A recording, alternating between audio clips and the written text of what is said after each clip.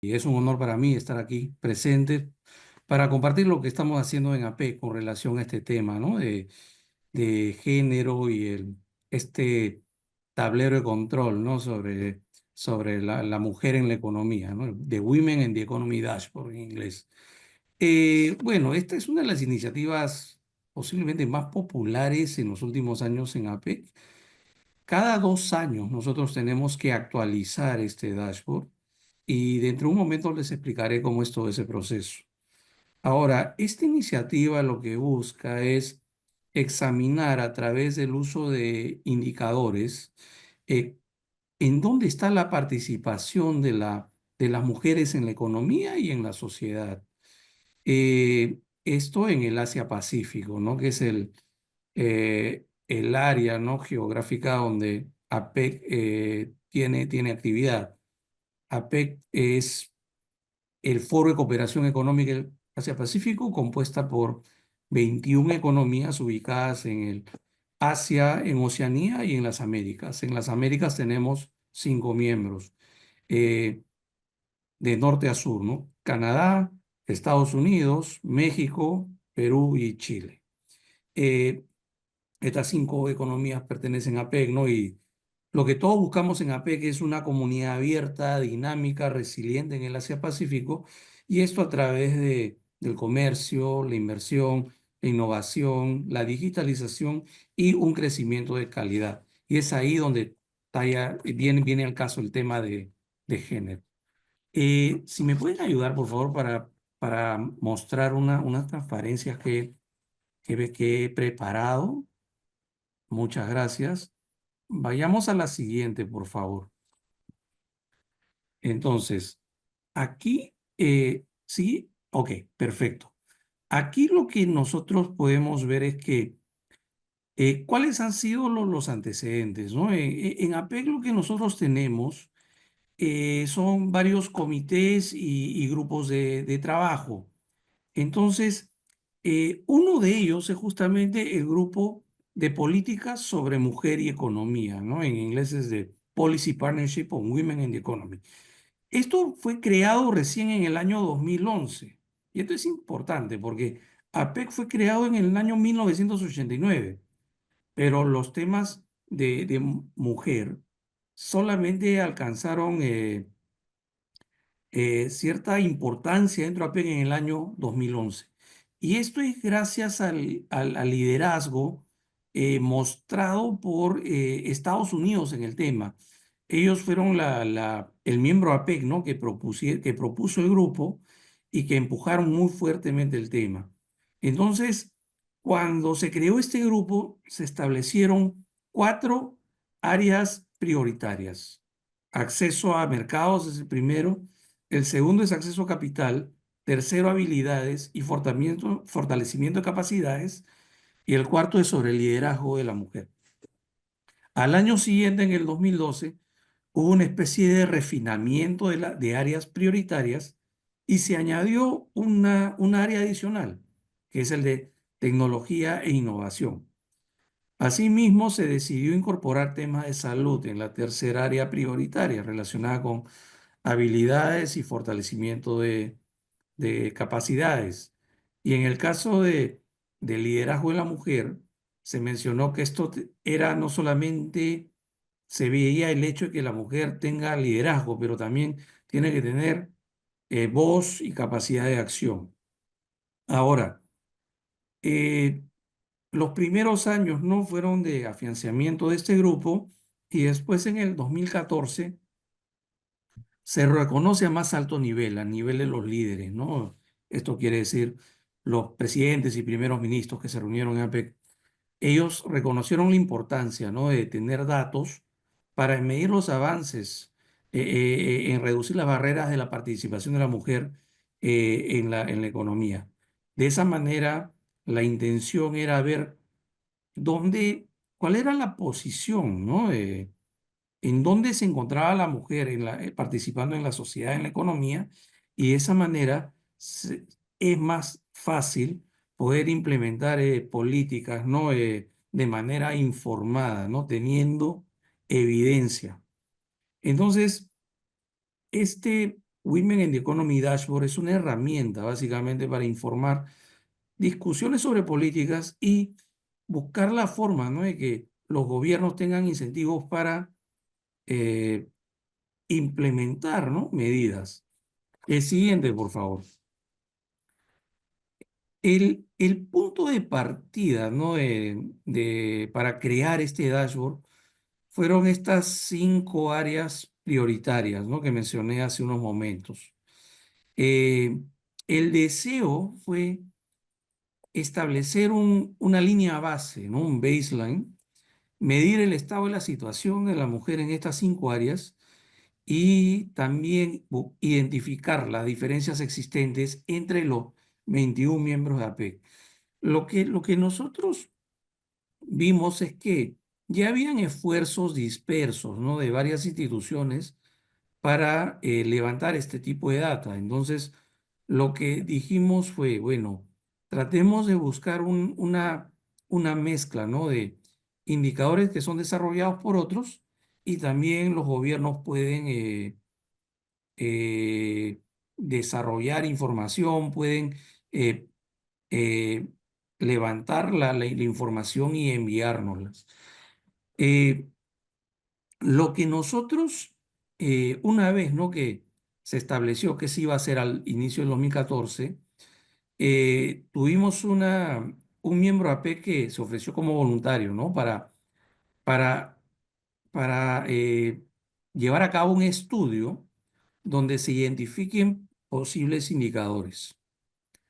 Después, a mediados de ese año, en agosto de ese año, se llevó a cabo un taller, ¿no?, donde se invitaron a representantes de todos los miembros de APEC para explicar la importancia de esta iniciativa, para explicar sobre la posible metodología que lleve a cabo este dashboard y por qué es importante, ¿no?, medir todos estos avances y cuáles son las implicancias en términos de recursos, ¿no?, de preparar este dashboard. Ahora, el periodo, ¿no?, entre agosto y el 2015, básicamente se utilizó para llegar a un acuerdo, un entendimiento sobre qué indicadores podían ser utilizados. Eh, en el medio de todo esto, en noviembre del 2014, hubo una declaración política, ¿no?, de los líderes APEC, donde ellos incluyeron, ¿no?, la necesidad de elaborar este dashboard. Entonces, el primer dashboard, ¿no?, que se acuerda a inicios del 2015, eh, se acordaron 80 indicadores dispersos en estas 5 áreas prioritarias y se acordó delegar, ¿no?, a la unidad de soporte de políticas de la Secretaría APEC para prepararle, levantar la data y preparar el primer reporte del dashboard. Entonces, el dashboard lo que hace es no solamente incluir las estadísticas, pero sino también analizarlas. No tenemos un resumen ejecutivo donde que analizamos las tendencias. Y bueno, fue en septiembre de 2015, ¿no?, cuando se publicó el primer dashboard. Siguiente, por favor. Ahora, lo que yo mencioné fue que este dashboard se publica cada 2 años y el objetivo es básicamente proporcionar una panorámica rápida, ¿no?, de la situación de las mujeres en APEC y a través de su participación en la economía y en la sociedad. Ahora, una de las características del dashboard es de que es un documento vivo. ¿Esto qué quiere decir? Lo que quiere decir es que los indicadores que aparecen en el dashboard no necesariamente se mantienen fijos en todas las ediciones. Eh, Entre edición y edición tenemos algunos cambios. Por ejemplo, podemos añadir nuevos indicadores de acuerdo con la relevancia de la misma. También, debido a por ejemplo, la realidad existente, a veces podemos decidir añadir indicadores. Por ejemplo, en los últimos años, temas sobre digitalización eh, han adquirido bastante notoriedad, prioridad. Entonces, por eso hemos incluido más indicadores digitales, como por ejemplo el porcentaje de mujeres que hacen pagos digitales, el porcentaje de mujeres que hacen compras online. Y estos son indicadores que no existían en el 2015 o que no los incluíamos, al menos en el dashboard. Ahora los incluimos. También en algunos casos, nosotros a veces removemos algunos indicadores, ¿no? Debido a que hay alguna discontinuación al respecto. Es posible que era una institución específica quien levantaba toda esta información y, bueno, ya la información no se levanta más. O en algunos casos los datos pierden relevancia. Por ejemplo, uno de los primeros indicadores que nosotros incluíamos era relacionado al porcentaje de la población que tiene celulares. Pero en la actualidad lo que ocurre es que el número de celulares en términos porcentuales es más del 100% de la población. Quiere decir que existen personas que tienen más de un celular. Entonces, por eso decimos remover, ¿no? Ese indicador. Todos estos indicadores en APEC se aprueban por consenso. Todas las decisiones en APEC se deciden por consenso. ¿Esto qué quiere decir? De que si tenemos solamente una de las 21 economías de APEC que se opone a algo, no podemos seguir adelante. Entonces, esto es un desafío, pero felizmente en estos temas yo creo que ha sido relativamente sencillo conseguir algunos entendimientos, acuerdos a comparación de otros temas, ¿no? Por ejemplo, los temas de comercio, en los últimos años es más difícil poder encontrar consensos. El siguiente, por favor. El, el reporte del dashboard, ¿cuál es el alcance, no?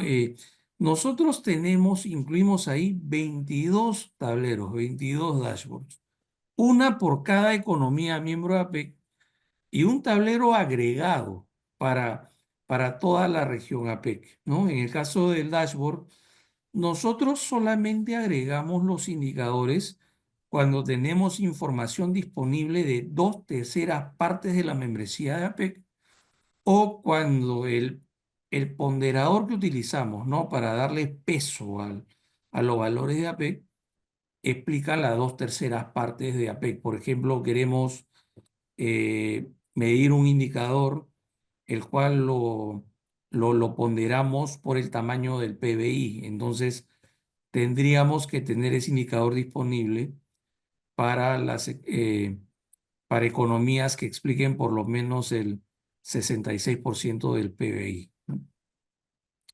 Ahora, lo que nosotros utilizamos son fuentes primarias, los gobiernos que nos proporcionen esos datos directamente, y también utilizamos fuentes secundarias, ¿no? Principalmente de organismos internacionales y de think tank bastante reconocidos. Yo diría que la mayor parte de indicadores en estos momentos son de fuentes secundarias. Sin embargo, en algunas ocasiones, estas fuentes secundarias no tienen información sobre todos los miembros de APEC. Entonces, lo que hacemos nosotros es circular esa información que hemos obtenido de estos organismos internacionales a todos los miembros de APEC y en caso ellos tengan que hacer alguna corrección, bueno, nos tienen que enviar la evidencia, nosotros verificamos eso y si creemos que es conveniente, bueno, adaptamos eso. En algunos casos los organismos internacionales no disponen de esa data. Entonces nos envían los gobiernos esa información y lo que nosotros hacemos es verificar, ¿no? Si esa información ese dato fue calculado utilizando una metodología que es compatible con la metodología del dashboard y con las definiciones, ¿no? Que se utilizan en el dashboard. Entonces, esas son cosas que nosotros tenemos que tomar en cuenta. Siguiente, por favor. Eh, ¿Cuáles son los tipos de indicadores que utilizamos en el dashboard? Yo creo que todos los indicadores se pueden clasificar de diversas maneras. Por ejemplo, por el propósito que siguen, ¿no? Tenemos algunos indicadores que miden la situación de la mujer en la economía o en la sociedad. Por ejemplo, cuál es el ratio de la fuerza laboral femenina sobre la fuerza laboral masculina. el porcentaje de mujeres con ahorros en instituciones financieras, o cuál es el promedio de notas en los exámenes de PISA de la OECD en matemáticas, ¿no? Entre las niñas y entre los niños también. También tenemos algunos indicadores que lo que hacen es medir el ambiente general y ver si este ambiente general está mejorando, no solamente para beneficio de las mujeres, pero para beneficio de todos. Por ejemplo, tenemos indicadores relacionados con el porcentaje de la población urbana y rural que tiene acceso a servicios básicos, como el caso de la electricidad o el agua. También tenemos indicadores que miden, por ejemplo, cuál es la intensidad de la competencia local, ¿no? Este es un indicador de percepciones. Siguiente, por favor.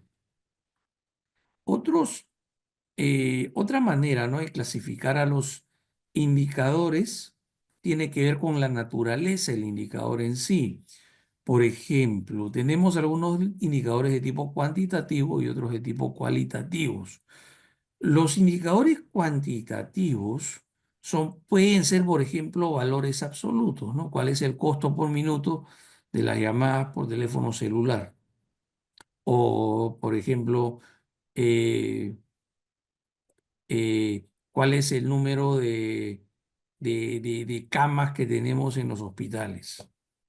También tenemos valores relativos, que son valores, pues, comparativos, ¿no? Como por ejemplo, cuál es el porcentaje de mujeres de 15 años a más que son parte de la población económicamente activa, ¿no? O cuál es el porcentaje de mujeres mayores a 15 años que han efectuado compras en línea, ¿no?, por Internet.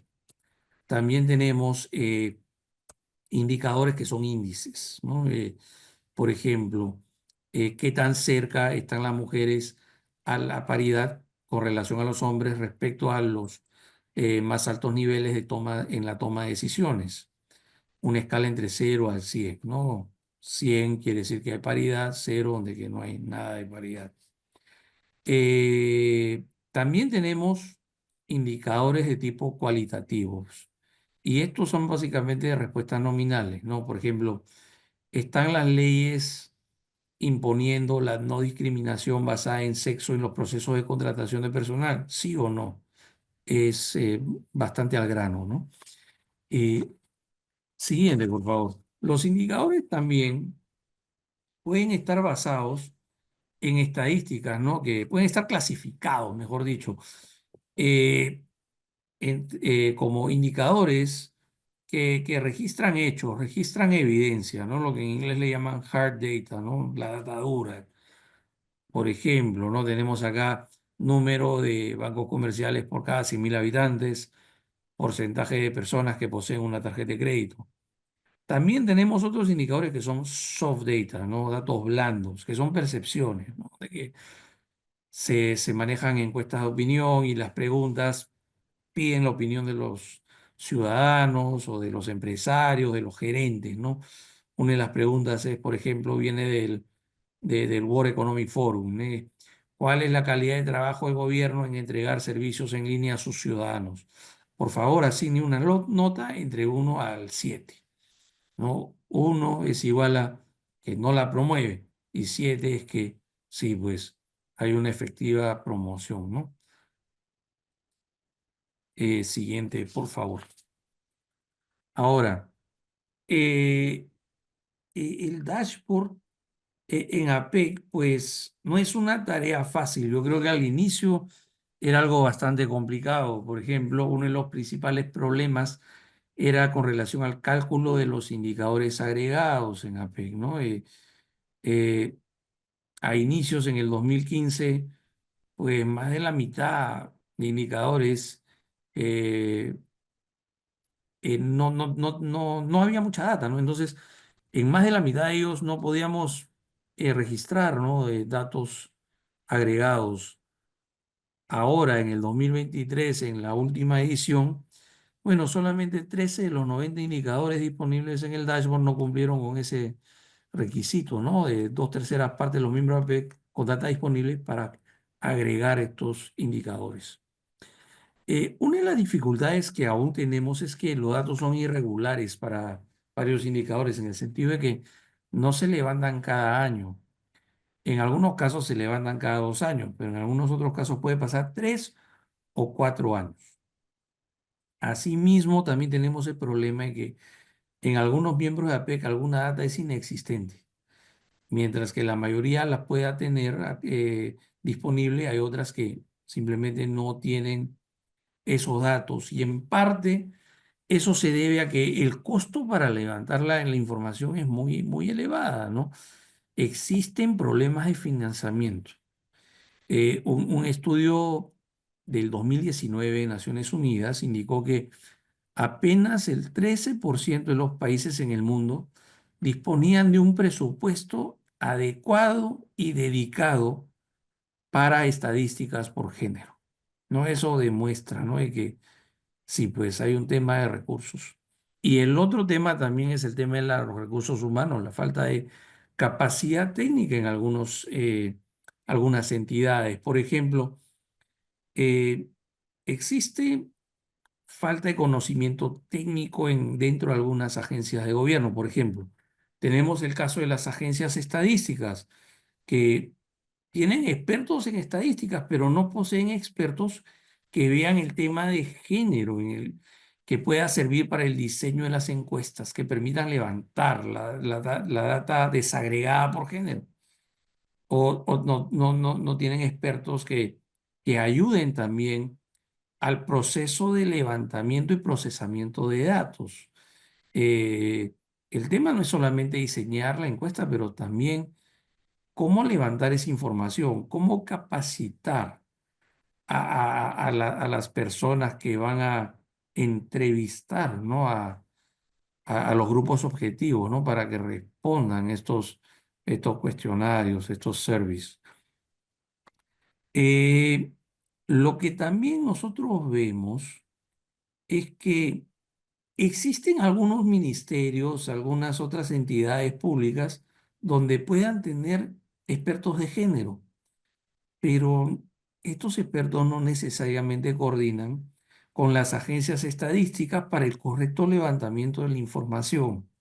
Entonces vemos, ¿no? Que por un lado tenemos expertos en estadísticas sin expertos en género y tenemos en otras instituciones expertos de género sin especialistas en el tema estadístico, ¿no? Y otro problema que hemos encontrado es que en algunos gobiernos no existe el marco legal adecuado para facilitar la producción de estadísticas desagregadas por sexo. Lo que pasa es que en algunos casos esto ocurre mucho con información proveniente de lo que son autoridades tributarias y lo que son entidades financieras o las superintendencias, ¿no? Que supervisan al sector financiero. En muchos de estos casos, estas instituciones no pueden compartir la información con otras entidades públicas porque existen algunas leyes de confidencialidad en la información. Entonces, para poder compartir esta información y cruzar esta data, es importante tener un marco legal adecuado. Eso de ahí me parece bastante importante y es algo donde que tenemos mucho trabajo por hacer, no solo en América Latina, pero también en el Asia Pacífico. El siguiente, por favor. Ahora, quería mostrarles rápidamente, no darles una idea de qué cosas incluye el dashboard, ¿no? Con números. Por ejemplo, en la última edición, nosotros tuvimos 90 indicadores. Entonces, por área temática tenemos 17 indicadores relacionados a acceso a capital y activos. 17 indicadores que tienen que ver con acceso a mercados. Tenemos también 15 indicadores que tienen que ver con las habilidades, fortalecimiento de capacidades y salud. Tenemos 17 indicadores que ven el tema de liderazgo, voz y acción y 24 indicadores sobre innovación y tecnología. Ahora, sobre comercio exterior, lo interesante es que el dashboard lamentablemente solamente incluye en estos momentos eh, un indicador sobre comercio que es un índice que mide el acceso de empresas locales a mercados internacionales. Y este índice, pues, agrupa, incluye información de niveles arancelarios, medidas no arancelarias, ¿no? Barreras no arancelarias, entre otras cosas. Eh, la dificultad en obtener datos de comercio, por ejemplo, ¿no? ¿Cuántas empresas lideradas por mujeres exportan o importan? ¿O cuántas empresas cuyas propietarias sean mujeres están exportando o importando? ¿Cuáles son los montos que importan, que exportan? ¿Y qué porcentaje del total de exportaciones e importaciones estas actividades explican? Esa información no está disponible para la gran mayoría de miembros de AP. Y esto ocurre porque la información de comercio exterior, la información de las aduanas, no necesariamente tiene esa información de quiénes son los propietarios o, o quiénes son los gerentes, ¿no? de estas empresas. Asimismo, existen otras complejidades, como por ejemplo, para poder hacer esto sostenible, es importante que la información en la base de datos de comercio exterior se cruce con bases de datos de las entidades tributarias y de registros públicos. Y eso es un trabajo que yo creo que aún estamos, ¿no? En momentos iniciales, estamos todavía en pañales en la gran mayoría de gobiernos, no en todos, pero en la gran mayoría. Siguiente, por favor. Sobre las áreas prioritarias, por ejemplo, con relación al acceso de capital y activos, en lo que nosotros podemos ver es que sí ha habido un gran avance en la participación de la mujer. Vemos que más mujeres poseen cuentas en bancos, instituciones financieras, más mujeres poseen tarjetas de crédito, de débito en AP, utilizan aplicativos también para hacer los pagos. Y vemos que también más mujeres ahorran en bancos, en instituciones financieras o solicitan préstamos formales a instituciones financieras. Esto es bastante positivo. Vemos que en APEC solamente el 9,9% de las mujeres solicitaba préstamos, ¿no? Ahora ese monto subió a 39,1%. Y vemos de que la brecha entre hombres y mujeres en estos indicadores se está reduciendo, ¿no? Eso quiere decir que el sistema financiero es más inclusivo. Sin embargo, todavía hay mucho trabajo por hacer en el sentido de que solamente tenemos 9 de 21 miembros de APEC que tienen leyes explícitas, específicas, contra la discriminación crediticia basada en género. El siguiente, por favor. Sobre acceso a mercados, aquí es donde que tenemos, ¿no? La información, el único indicador sobre comercio. Y este indicador muestra, ¿no? de que cuanto el valor es mayor, es mejor el acceso. Conforme cae el valor, bueno, quiere decir que hay un poco más de problemas. Durante la pandemia, el acceso a mercados internacionales bajó bastante, ¿no? Debido por el cierre temporal de fronteras, cuellos de botella en las cadenas de suministro y restricciones a las exportaciones de algunos bienes esenciales. Felizmente que esto no llegó a niveles críticos y muchos miembros de APEC no implementaron o eliminaron, ¿no? estas restricciones. Ahora, post pandemia, seguimos teniendo, ¿no? algunas restricciones y muchas de ellas afectan a las pymes, ¿no? Que muchas de ellas son gestionadas justamente por mujeres o las mujeres son dueñas de las pymes. Perdón. Ahora, lo que también medimos en acceso a mercados tiene que ver con el acceso al mercado laboral, ¿no? Y vemos de que sí, o sea, las leyes todavía no ayudan en algunos casos a las mujeres, impiden de que haya igualdad de oportunidades. Por ejemplo, existen 7 miembros AP que no permiten que las mujeres trabajen en puestos industriales de la misma manera que los hombres. Tenemos 5 miembros AP que no permiten que las mujeres trabajen, ¿no? Igual que los hombres en trabajos peligrosos. Eh, tenemos, por ejemplo, ¿no? Que